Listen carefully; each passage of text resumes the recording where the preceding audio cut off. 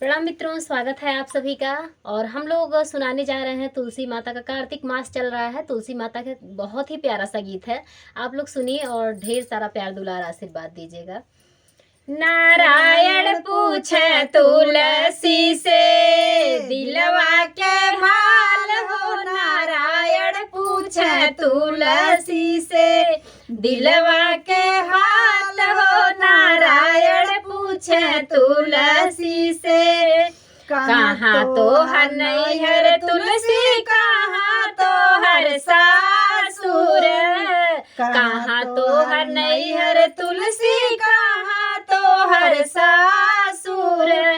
कवने नगरिया भइल, कवने नगरिया भइल तोहर बियाह हो, नारायण पूछे तुलसी से दिलवा के बात हो, नारायण पूछे तुलसी से दिलवा के बात हो, नारायण पूछे तुलसी से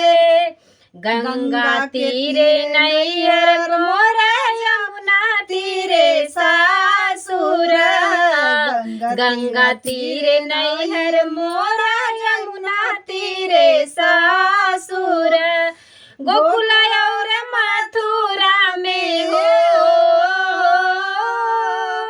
गोकुल और मथुरा में, गोकुल और मथुरा में भइल बियाह हो, नारायण पूछे तुलसी से दिलवा के बात हो, नारायण पूछे तुलसी से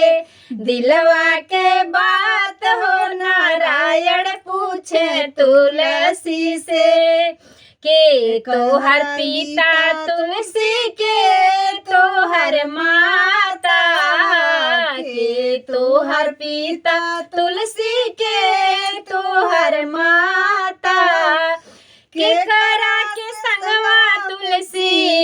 के करा के संगवा तुलसी भइल बियाह हो, नारायण पूछे तुलसी से दिलवा के हाल हो, नारायण पूछे तुलसी से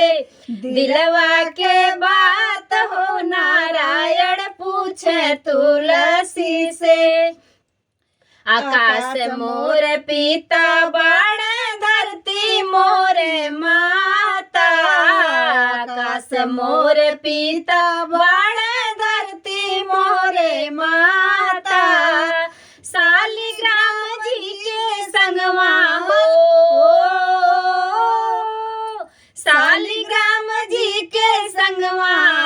शालिग्राम जी के संगवा भइल मोर बियाह हो, नारायण पूछे तुलसी से दिलवा के बात हो, नारायण पूछे तुलसी से दिलवा के बात हो, नारायण पूछे तुलसी से दिलवा के बात हो, नारायण पूछे तुलसी से। धन्यवाद मित्रों, कमेंट में जरूर बताइएगा आप सभी को ये गीत कैसा लगा।